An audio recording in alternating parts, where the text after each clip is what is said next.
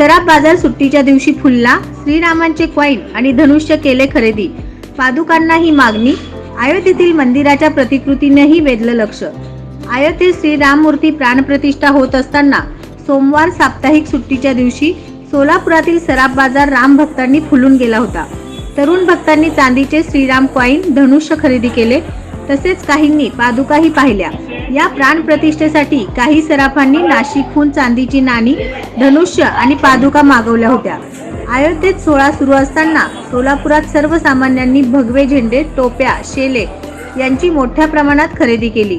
मात्र मध्यमवर्गीयांनी मात्र श्रीरामांची मुद्रा असलेले चांदीचे कॉईन खरेदीत उत्साह दाखवला।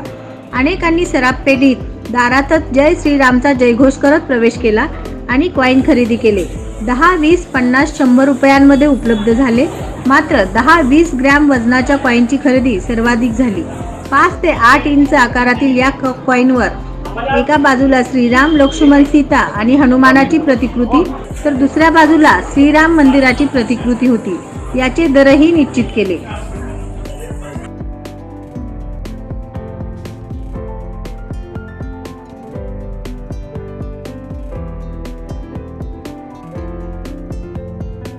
नवनवीन बातम्या पाहण्यासाठी SB न्यूज चॅनलला लाईक करा, शेअर करा, सबस्क्राईब करा।